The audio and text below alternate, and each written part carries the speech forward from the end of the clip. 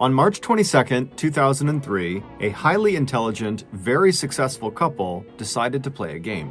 The game was very involved and required handcuffs and blindfolds and heavy chairs, but once they were in position, the couple got the hang of it quickly and thought it was kind of fun. But after playing for a little while, something very unexpected happened, and before either of them could comprehend it, a scream filled the apartment. Then there was silence. This story is a wild ride with one of the strangest conclusions we've ever covered on this show, so make sure you stick around to the end. But before we get into today's story, if you're a fan of the strange, dark, and mysterious delivered in story format, then you've come to the right podcast because that's all we do, and we upload twice a week, once on Monday and once on Thursday. So, if that's of interest to you, please tell the 5-star review button that you'd love to go to their dance recital, but show up to it in disguise so they don't recognize you and have to spend their whole performance searching the crowd in vain for you. Also, please subscribe to the MrBallen podcast wherever you listen to podcasts so you don't miss any of our weekly uploads. Okay, let's get into today's story.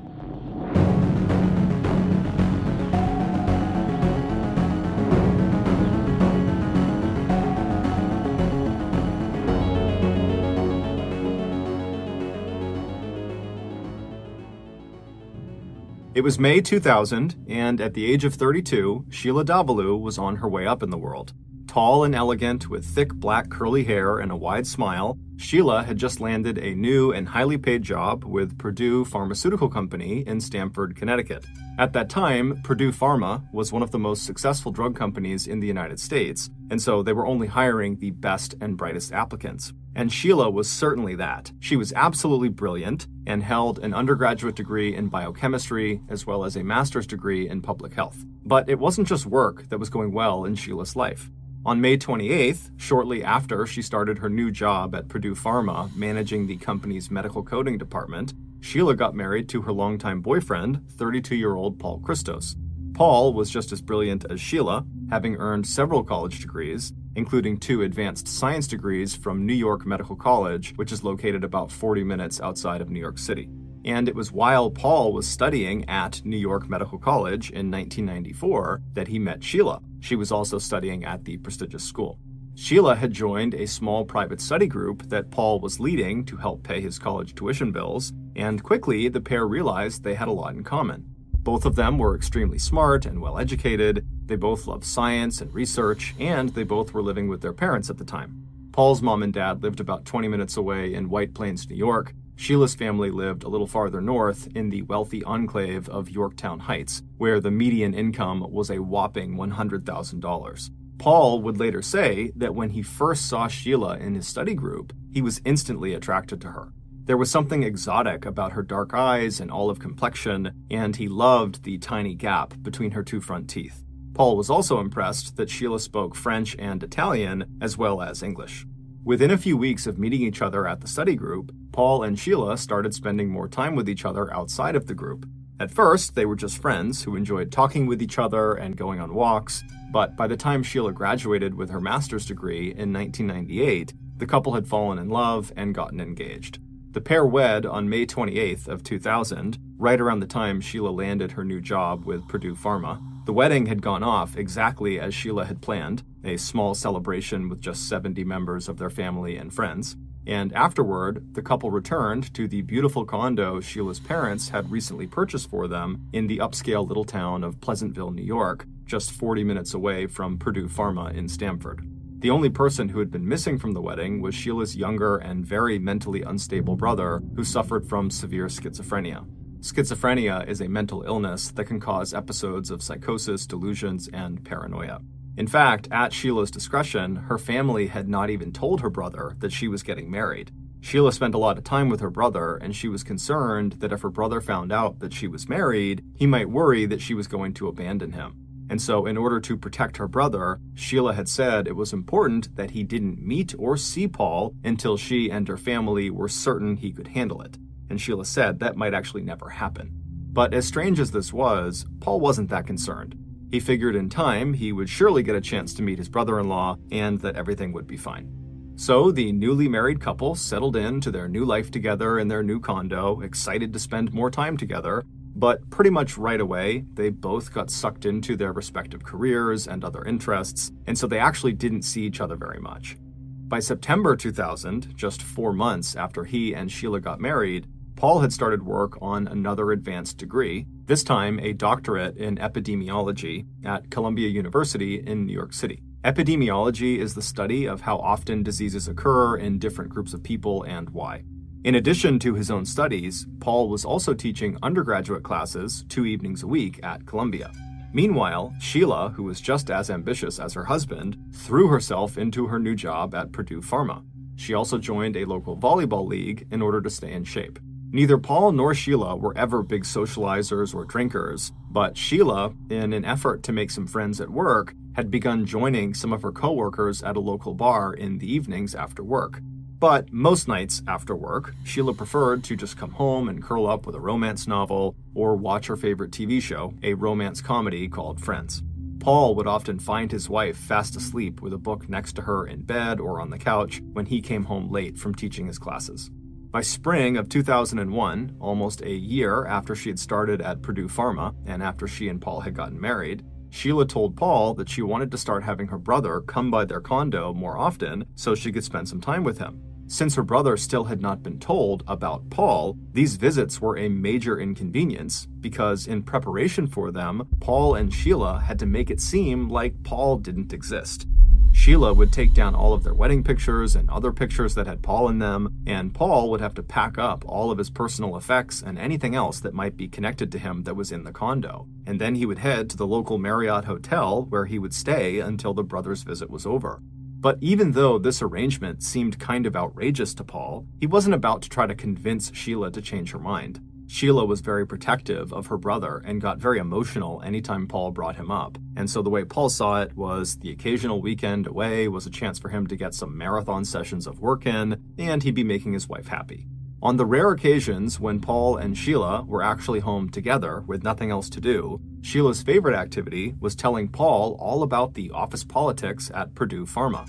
And Paul welcomed the chance to learn a little bit more about his wife's day-to-day life. Most of Sheila's office stories revolved around small issues she was having with staff in her department, or who was applying for what job, or who was on their way up at Purdue, or who was on their way down. But by the summer of 2001, there was a drama unfolding at Purdue Pharma that Sheila found totally fascinating. And before long, Sheila was talking about this big spectacle, not just to Paul, but to her mom and her dad and her in-laws. And if she and Paul went out to dinner or met up with their own friends outside of their work, she talked about it to them too.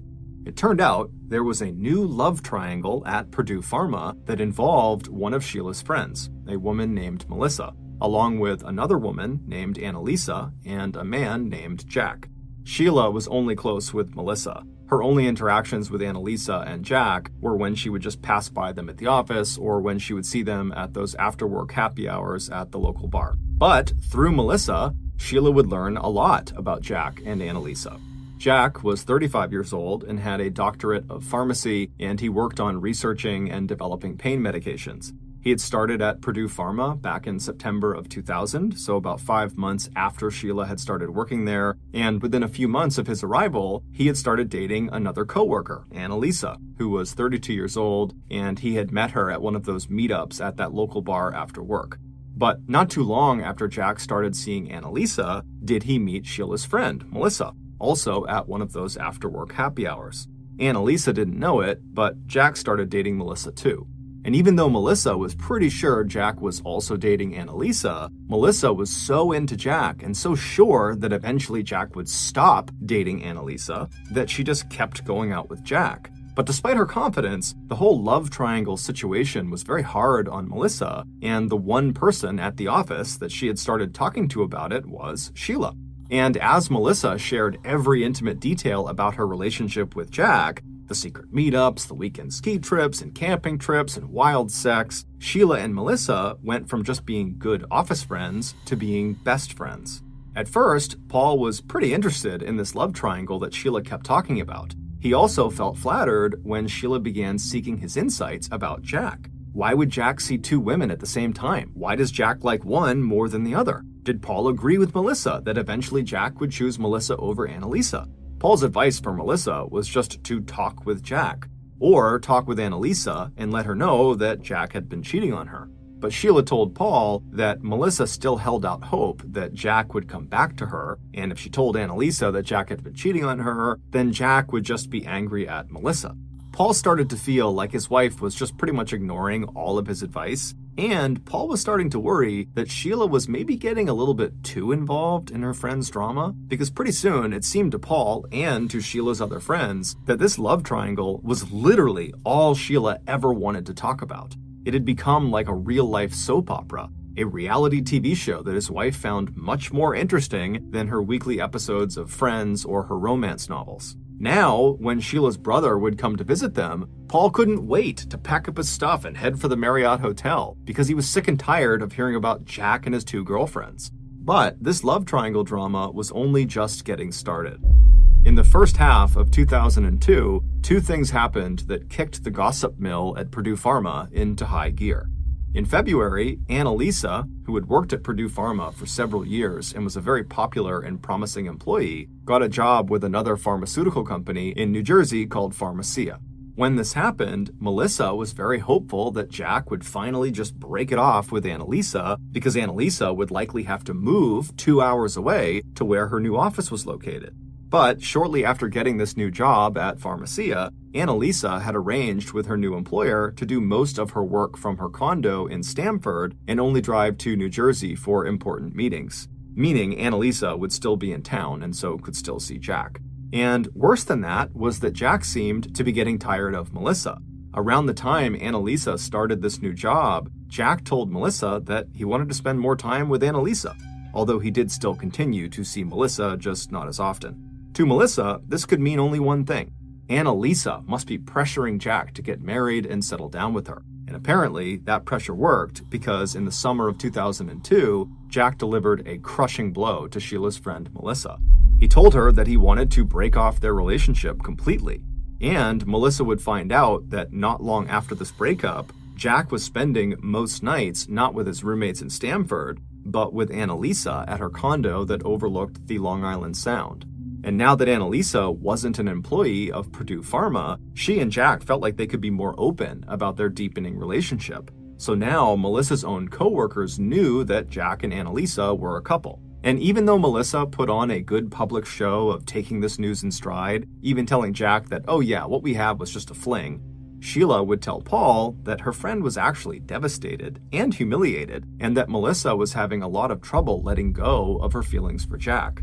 Not long after this, Sheila asked Paul if she could have his old pair of night vision binoculars and his eavesdropping equipment. These items were leftovers from Paul's college days when he and his buddies were big fans of The X-Files, the popular 90s science fiction TV show about extraterrestrial life and mysteries that have no rational explanation. When Paul asked Sheila why she needed these things, she told him that Melissa was going to start staking out Annalisa's property to see what she and Jack were up to, and that she, Sheila, was going to go with her, and so Paul's equipment would help them spy on them. Paul was a little alarmed, but considering how intense this love triangle drama seemed to be, he wasn't all that surprised. And so, against his better judgment, he told his wife she was welcome to use his things. In addition to spying on Annalisa's property, Melissa also began listening to Jack's voicemails. She had somehow got his password, and she had even begun using the information she got in his voicemails to show up at places she knew Jack was going to be. Melissa had even arranged one time to run into Jack at an airport and flew back home in the seat right next to him. Periodically, Melissa would forward some of these voicemails to Sheila, and she would ask her to listen closely to see if the messages offered any clues about how serious Jack and Annalisa were as a couple. And whenever Sheila got these messages forwarded to her, she would always ask Paul to come listen to them as well. And even though Paul would humor his wife and listen and give his insights, privately, he started thinking that this whole love triangle situation was getting really out of control. But this drama was still just getting started. One day, Sheila came home with a set of lockpicks that she had picked up for Melissa. Apparently, Melissa had told Sheila that she wanted to get inside of Annalisa's condo to look at any pictures Annalisa had of her and Jack and see if that gave her a better sense of what their relationship was actually like. Also, Melissa wanted to see how much of Jack's stuff was actually inside of Annalisa's apartment. Sheila asked Paul if he would help her learn how to use these lockpicks so she could then teach Melissa when she handed the picks over. Paul did not think breaking into Annalisa's apartment was a good idea, but he didn't think Melissa would actually use them. Still, Paul was relieved when neither he nor Sheila could use the lockpicks to open even the bathroom door, let alone the much more sophisticated lock on their front door. Especially since Sheila also revealed to him that she had also bought her friend 2 stun guns in case Melissa was caught in Annalisa's apartment and needed to defend herself.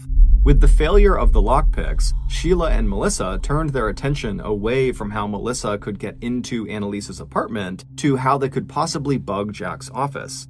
That way, Melissa wouldn't just be able to hear Jack's voice messages, she could also hear all of his in-person conversations, as well as his end of any phone calls he was taking in his office. But when Melissa tried to set up Paul's eavesdropping equipment near Jack's office, it didn't work. By the fall of 2002, Jack was showing no signs of wanting to leave Annalisa to go back with Melissa. And while this inspired Melissa to up the ante with her surveillance efforts, Sheila, on the other hand, was becoming less interested in the whole thing. It seemed like it might have dawned on her that what they were doing was just not okay and could definitely get them in a lot of trouble. And so in early November of 2002, Sheila started to distance herself from Melissa and basically stopped talking about the love triangle altogether.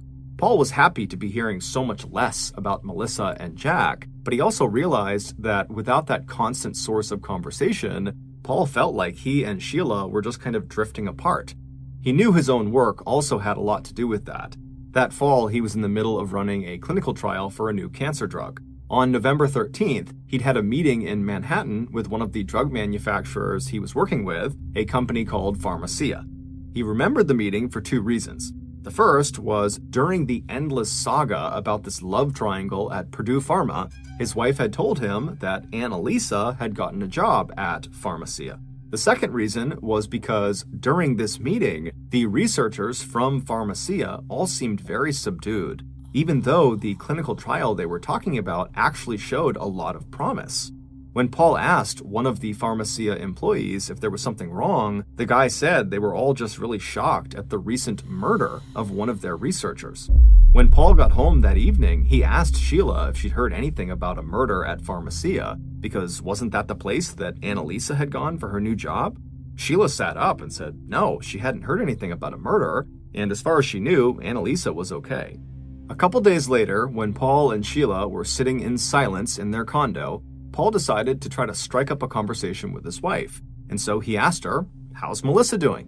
Sheila would tell Paul that Jack and Annalisa had actually broken up for good, and that Annalisa had moved to New Jersey, and that now Jack and Melissa were back together and dating each other exclusively. Paul was surprised. He didn't expect Jack and Melissa to ever get back together again, considering how insane Melissa had been. But he figured that if Annalisa had moved to New Jersey, that Jack likely would not have put up with a long-distance relationship, and so maybe that was why things had worked out the way they had. But Paul decided not to ask any more questions, and so he and Sheila just went back to sitting in silence, which was quickly becoming the norm between them. These days, not only was Sheila not talking to Paul, but she was also having her brother come over more often, which of course meant that Paul would have to leave his home more often and stay at the Marriott Hotel. This was becoming totally infuriating for Paul, but he wasn't entirely shocked that as their marriage was clearly beginning to erode, Sheila was turning to her family for comfort and not him. And so Paul told himself that what he really needed to do was just pay more attention to Sheila and try to be a better husband any chance he could. So a few months later, on the late afternoon of Saturday, March 22nd, 2003, when Sheila walked into Paul's home office and told him that she'd heard about this game at work and she really wanted to play it with him, Paul, despite having no clue what this game was, stopped what he was doing and immediately said, "Yes, I'll play." Sheila told him the game was a trust game where each of them would take turns lying on the ground and guessing what objects the other person was pressing against their bodies.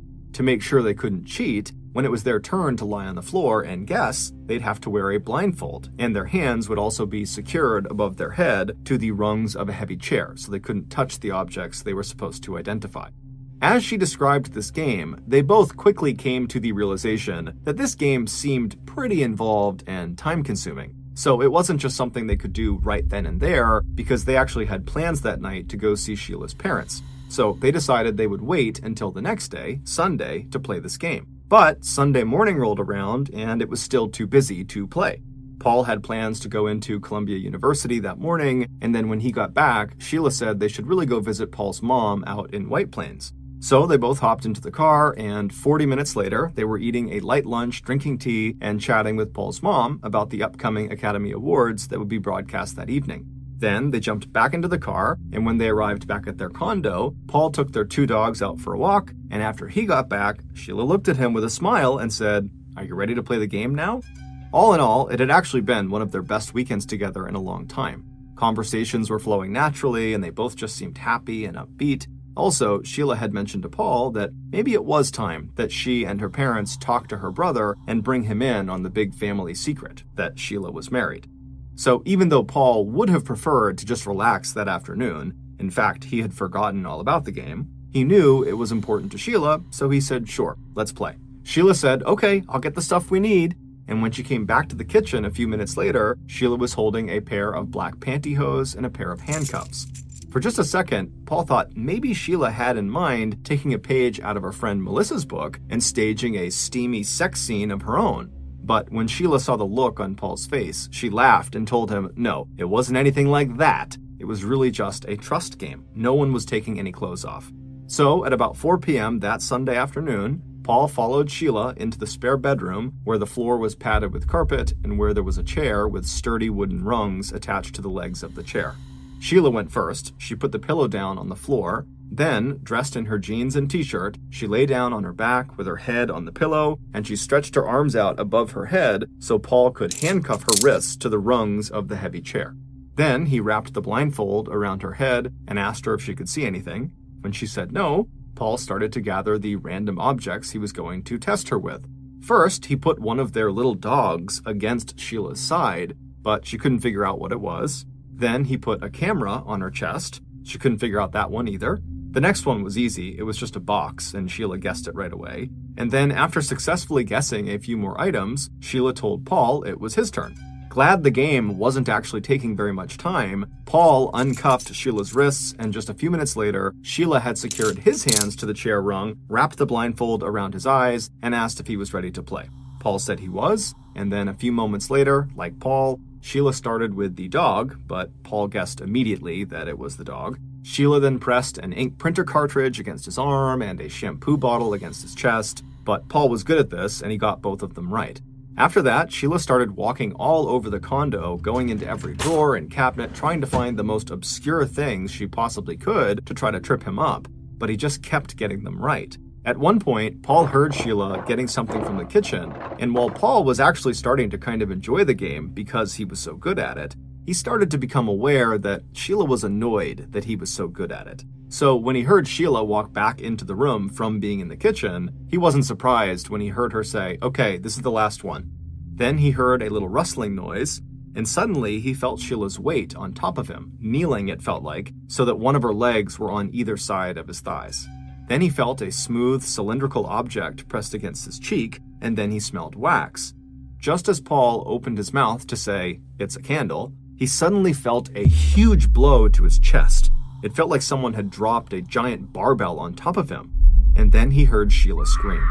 On the early afternoon of November 8th, 2002, 4 months before Sheila and Paul played the trust game, the Stamford Police Department received a 911 call from a payphone located near 123 Harbor Drive, a complex of luxury condos overlooking the nearby Long Island Sound. The unidentified caller told police that they had witnessed an assault at one of the condos. They told police to check Unit 105 before ending the call abruptly and hanging up on the dispatcher. A few minutes later, 2 responding police officers who had been patrolling in an area near this complex of condos parked their patrol cars in the residence parking lot, walked up the outside steps to Unit 105, and knocked on the door. When no one answered, police checked the doorknob and found that the door was unlocked. After opening the door just an inch and yelling through the open door, "Stamford Police, is anyone home?" and hearing no response, one of the officers pushed the door open all the way and took a few cautious steps inside. The sight that met his eyes was so shocking and violent that he immediately pulled out his weapon, and before his partner had even stepped across the threshold behind him, the first officer was already on his radio calling for an ambulance and backup.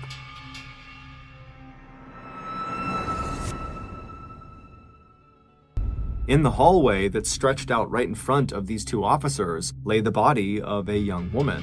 She was still bleeding from blunt force trauma and stab wounds to her face, neck, chest, and head. Barefoot, but dressed in jeans and a white sweater that was soaked with blood, she was sprawled on her back, her one leg stretched out on the floor, the other with the knee bent and propped up against a box. The walls of the condo were splattered with blood, and pools and drops of blood lined the hallway. The two police officers knew, even before the EMTs arrived and confirmed it, that this woman was dead. But she hadn't died quickly, and she hadn't died without putting up an epic fight against whoever had attacked her. Along with scarlet smears of blood everywhere, the floors were also littered with broken glass and dirt and leaves from overturned plants. There was a laundry basket that had been tipped over, spilling clothes everywhere, and most of the furniture was toppled. There were dishes and silverware all over the kitchen floor, and there were books and other papers scattered about. The apartment was a total wreck. From all the family pictures on the walls, and the young woman's computer, and the wallet inside of her handbag, it didn't take police long to identify the victim. With no sign of forced entry, investigators assumed that the victim must have opened the door for her murderer. Based on the autopsy report that showed 9 separate stab wounds, one of them so deep the tip of the knife penetrated through the woman's chest to the very back of her lung, investigators concluded that one of the motives for this attack must have been pure rage. There was no sign of sexual assault. Police didn't have to look very hard to find their first person of interest. By that evening, the victim's boyfriend, whose clothes and other personal effects were found inside the apartment, had pulled up outside his girlfriend's condo. Once there, he rolled down his car window and asked one of the dozens of law enforcement personnel who'd set up a perimeter outside of the crime scene what was going on. The police asked him to identify himself. He said his name was Nelson Sessler and that he was a research scientist at Purdue Pharmaceuticals in downtown Stamford. He said he had met the victim back in 2000 when they both worked for Purdue Pharma. They had started dating in December of 2000, and then starting in the early fall of 2002, just a few months earlier, he had basically moved into her condo, despite still renting a place of his own.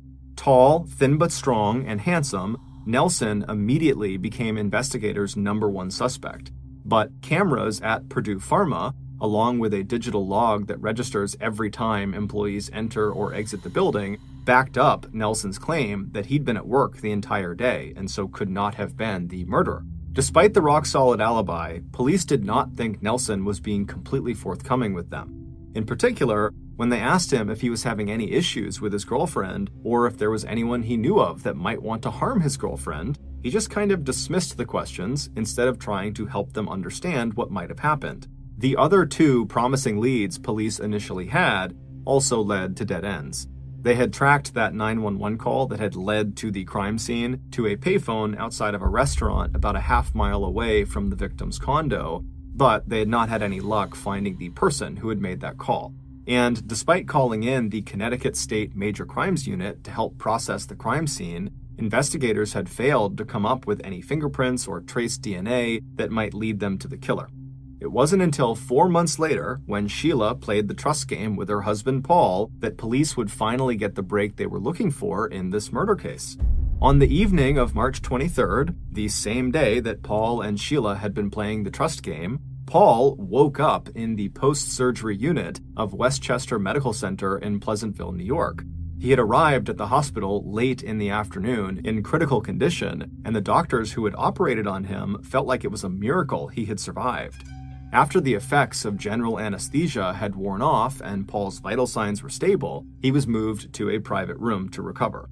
As Paul became fully aware of his surroundings and began to remember the events of the day, he understood even better than his doctors just how lucky he was to be alive. So when an officer from the Westchester Police arrived in Paul's recovery room at 6:23 p.m. that night and asked Paul what happened, Paul was ready to talk. The story he would tell would be so outrageous and so unbelievable that the law enforcement, hospital staff, and the public would be talking about it for years to come. The following reconstruction is based on the information revealed to police in Paul's statement about what really happened to him during the game he was playing with Sheila. After Paul felt that heavy blow to his chest, Sheila began to scream, but her scream stopped abruptly.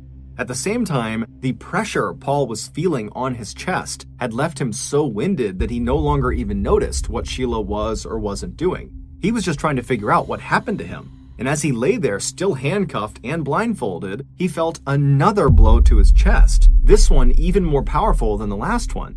Then he heard Sheila say, "Oh my gosh, I think I hurt you. You're bleeding." Paul could feel himself starting to sweat, and he asked his wife, "Sheila, what happened? What just happened to me?" Sheila sounded very panicked when she said, "It was an accident. It was an accident. I think the candle must have hurt you." Paul could tell that his wife was not handling this well, and that he needed to try to take charge of whatever was going on. And so he told Sheila not to panic, and then he told her to take the blindfold off of him. When she didn't respond right away, he said very clearly and loudly, "Sheila, take the blindfold off." This time, she did as he asked, and when Paul could see again, he could see Sheila was standing over him, looking around the room wildly, like she was totally nervous, and before he could even ask, she said she couldn't find the keys to the handcuffs. Paul looked from his wife down across his chest, which he did not have a very good view of because he's still on his back, to see if maybe there was some sign as to what caused the pressure and subsequent pain he was feeling there. But there was nothing visible on his chest and there was no blood or anything. Still, he knew something big must have just happened to him because his whole body was starting to react like he'd experienced major trauma. The pain he felt was starting to localize around a particular spot in the center of his chest, and he could feel his heart starting to race. Without the handcuff keys, Paul needed to break the rung of the chair that he was handcuffed to. So he looked back up at his wife, who was still just standing there looking all around the room, and he said to her as calmly as he could, "Sheila, come over here and break the chair." Sheila looked at Paul and her eyes were super wide, and she very slowly walked over to where he was, and then she knelt down beside him, and then it seemed like it took forever, but she did finally break the chair rung, and so with his hands still handcuffed, but now able to be moved around, Paul attempted to stand up, but the pain in his chest was now so severe he couldn't, so he just kind of rolled over onto his side. Paul told Sheila she'd done a great job breaking the chair, but now she needed to call 911. Sheila looked like she understood the assignment, but when she left the room, instead of calling 911, she just went into the kitchen and poured a cup of juice, and then she walked back into the room where Paul was, and she bent down over Paul and handed him the drink and told him, "Just drink this and you'll feel better." Even though Paul didn't know what happened to him, he knew a cup of juice was not going to help. So, trying not to get angry with his wife, he said, "Sheila, I'm really hurt here. Put the juice down and call 911. I need an ambulance." Sheila, who had a look of total shock on her face, slowly stood back up and put the juice on the desk. Then she seemed to struggle to find her cell phone before pulling it out of the back pocket of her jeans.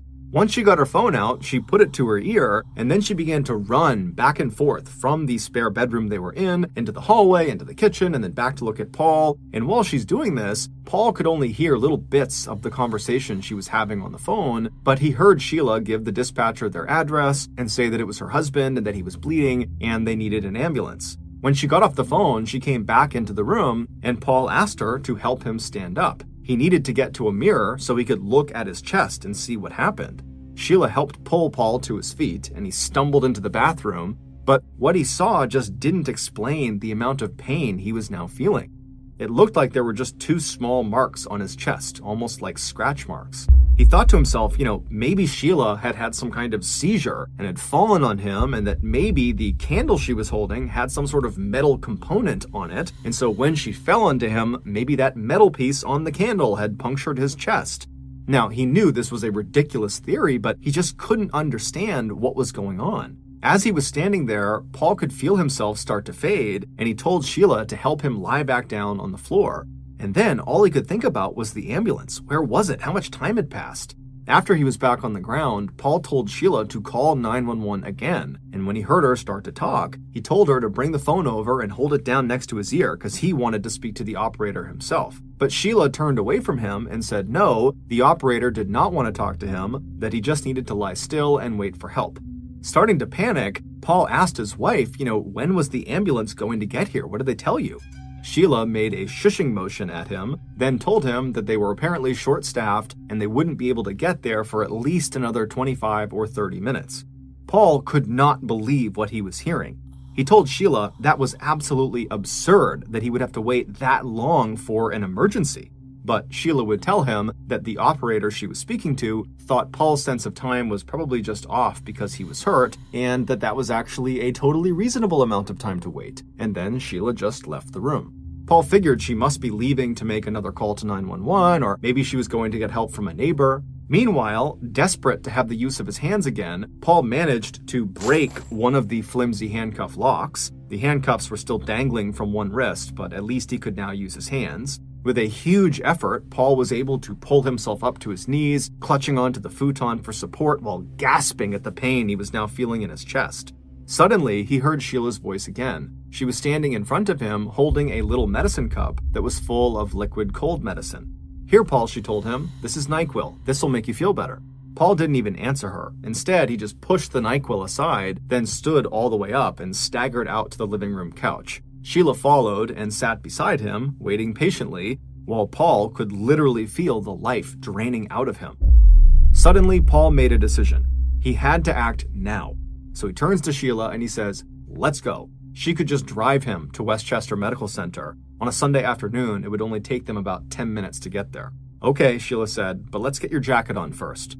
Once Paul had struggled to get into his jacket, Sheila left to go bring the car around to the front of the condo.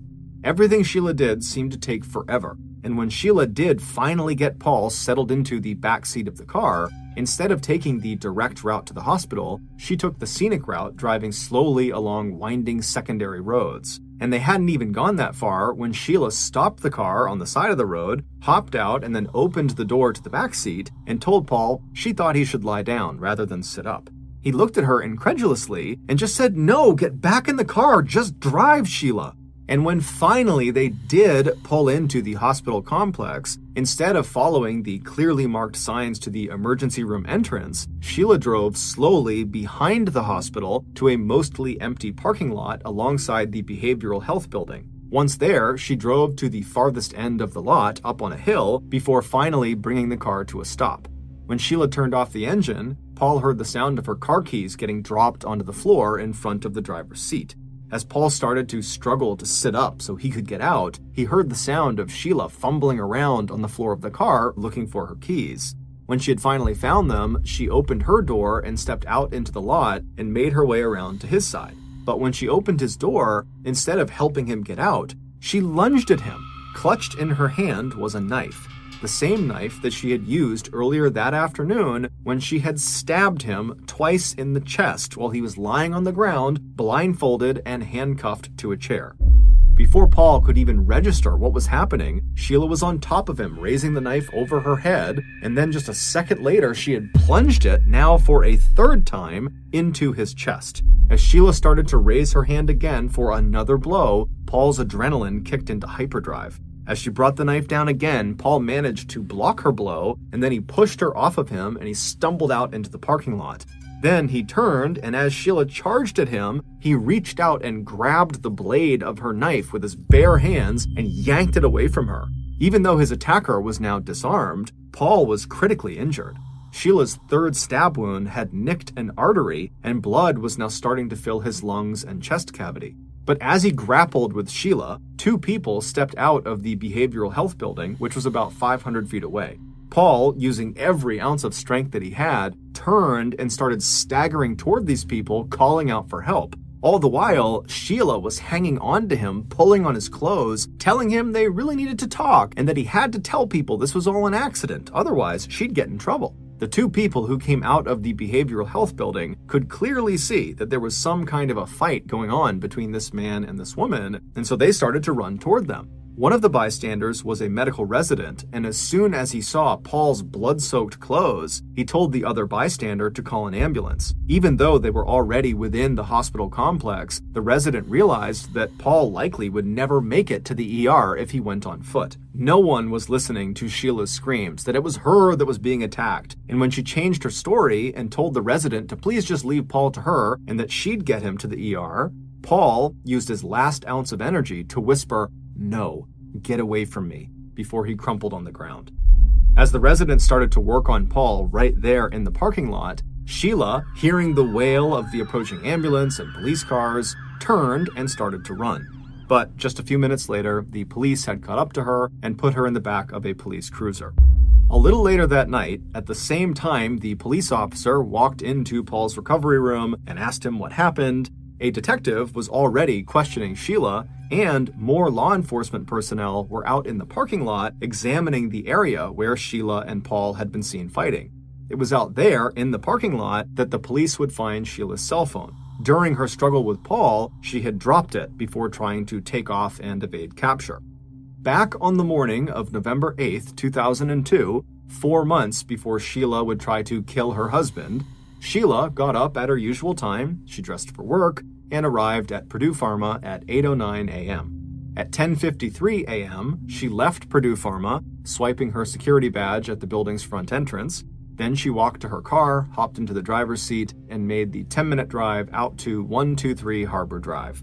It was a beautiful day, about 50 degrees Fahrenheit, clear and cool. The light breeze made little waves in the water where many residents of the luxury condo complex moored their boats. After parking her car and checking her pockets, Sheila also glanced in the rearview mirror to make sure no loose strands of her hair had come out of the tight bun at the nape of her neck. Then she made her way up the flight of outside steps that would lead her to the front door of apartment 105. Once she was standing outside of it, she knocked on the door. As soon as she heard footsteps inside of the apartment walking toward the door, Sheila slipped on the pair of gloves she had in her pockets and wrapped her fingers around the handle of the knife with the 5-inch long blade she also had in her pocket. Then Sheila leaned closer to the door and called out in her friendliest voice, "Hi, Annalisa, is that you? Hey, it's me, Sheila Davalu from Purdue Pharma. Any chance you have a minute? I really need to talk to you." From behind the closed door, Annalisa recognized the voice of her former coworker. "Sheila, wow, haven't seen you in a while. Yeah, just a minute, let me open the door." About an hour later, Sheila was back in her car. She was still flooded with adrenaline and excitement. In the course of killing Annalisa, the two women had raged back and forth through every room in the downstairs of the condo until finally Sheila had stabbed Annalisa so hard that she could feel the thin knife blade sink right up to the hilt, buried in Annalisa's chest. Afterwards, Sheila made no attempt to clean anything up. Instead, she carefully walked into Annalisa's bathroom, and then once she was in there, Sheila spent a minute or two trying to catch her breath, leaning against the scalloped edges of the sink, and looking into the mirror to make sure she'd gotten all of the blood spatter off of her face, before going back to the kitchen and picking her coat up off the table. Then she wrapped the coat around herself to keep people from seeing all of Annalisa's blood all over her clothes, and then she walked out the door, got back into her car, and headed for a payphone outside of a nearby restaurant. Once she arrived at the payphone, Sheila called 911. It was only as she was pressing the payphone buttons that she noticed a cut on her right hand that she must have gotten when she was struggling with Annalisa. But right then, the dispatcher picked up the call, and Sheila immediately focused her attention on delivering the script she had so carefully planned. She took a quick breath, and then, without giving her name and while sounding totally upset and panic-stricken, Sheila told the operator in a breathless voice that she had just seen her neighbor being assaulted. As soon as Sheila had given the dispatcher Annalisa's address, she quickly ended the call, got back into her car, and headed for her own condo in Pleasantville, New York. At 1:53 p.m. that afternoon, Sheila returned to work at Purdue Pharma. When she went home that night, she spent a quiet evening with Paul. When a coworker called her late that night to say that their former colleague, Annalisa, had been murdered, Sheila acted completely shocked, but she didn't say anything about it to Paul, because all Sheila was really thinking about now was Nelson Sessler, the man whose girlfriend she had just killed. It would turn out all the crazy stories Sheila had told Paul and her friends and her family about what Melissa was up to, from the crazy sex with the man she was obsessed with, Jack, to the insane surveillance operation this woman carried out on Jack and Annalisa, well, those stories all really happened. They were true. But Melissa was not the woman at the center of them. It was Sheila. Sheila was Melissa and always had been. And Jack, the man she was obsessed with, that man was actually Nelson Sessler. The only real name in the Purdue Pharma love triangle was Nelson Sessler's girlfriend, Annalisa Raimundo, who Sheila killed just so she could have Nelson all to herself. Sheila did have a mentally ill brother, but it wasn't because of him that Sheila made Paul leave with all of his belongings every time he came to town. It was so Sheila could entertain her lover, Nelson, right inside of Paul and Sheila's home. Nelson would later say he truly had no idea Sheila was married. And all those after-work trips to the local bar with coworkers and Sheila's supposed volleyball league she was in, those were just excuses to see Nelson as well. After killing Annalisa, Sheila rushed to be by Nelson's side, and she supported him while he grieved the loss of his girlfriend. And while she did that, Sheila was able to convince Nelson to restart their own relationship. And once that happened, Sheila felt like her mission was complete. She had her man back. And so that was around the time that she stopped talking about Melissa and the love triangle to Paul, which Paul misinterpreted as Sheila distancing herself from Melissa. That was also around the time that Sheila decided she would just have to kill Paul as well, because he was also getting in the way of her romance with Nelson. So she came up with this trust game because it would give her a way to immobilize Paul so she could easily stab him. Even though police had a solid case against Sheila for the attempted murder of her husband, it wasn't until they looked at her cell phone that she had dropped in the parking lot that the last piece of the puzzle fell into place. It would turn out, after stabbing her husband, Paul, during the trust game, Sheila never actually made any calls to 911. Instead, as she raced around the apartment, pretending to be on the phone, and also offering Paul first a glass of juice and then also NyQuil as he lay on the ground dying, the only person Sheila was actually trying to get a hold of was Nelson Sessler. Now that Paul was going to die any minute, she wanted to talk with Nelson and invite him over for dinner at her condo that night. When Sheila couldn't get a hold of Nelson on the phone, she left him several voice messages asking him to come over and join her because she had some fun things planned for both of them. When police examined Sheila's phone, they immediately recognized Nelson Sessler's phone number and discovered what it was that Nelson Sessler had not been forthright about when they interviewed him following his girlfriend Annalisa's death. What Nelson neglected to mention was that he had been seeing another woman, Sheila, at the same time he was dating Annalisa, and he just didn't want anyone to know. It would take police almost 4 years to build a concrete case against Sheila for the first-degree murder of Annalisa Raimundo, and another 4 years before the case actually went to trial. But they got the break they needed when they re-examined all the forensic evidence from Annalisa's apartment. On one of the faucet handles of that bathroom sink with the scalloped edges where Sheila had stood and cleaned herself up after stabbing Annalisa to death, forensic experts found a single tiny drop of blood that must have fallen from that cut on Sheila's right hand. That drop contained the combined DNA of Annalisa and her killer, Sheila Davalloo. On February 19, 2004, Sheila was sentenced to 25 years in prison in New York for the attempted murder of her husband, Paul Christos, and on April 26, 2012, Sheila was sentenced to 50 years in prison in Connecticut for the murder of Annalisa Raimundo. The two sentences are going to be served one after the other.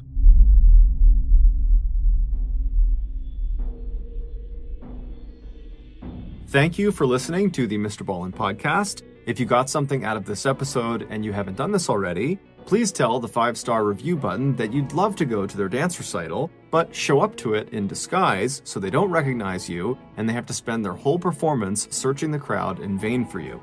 Also, please subscribe to the MrBallen podcast on Spotify, Apple Podcasts, Amazon, Google, and anywhere else you get your podcasts. This podcast airs every Monday and Thursday morning, but in the meantime, you can always watch one of the hundreds of stories I have posted on my YouTube channel, which is just called MrBallen.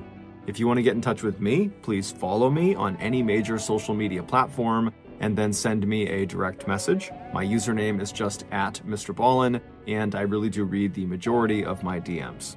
Lastly, we have some really cool merchandise, so head on over to shopmrballen.com to have a look. So that's going to do it. I really appreciate your support. Until next time, see ya.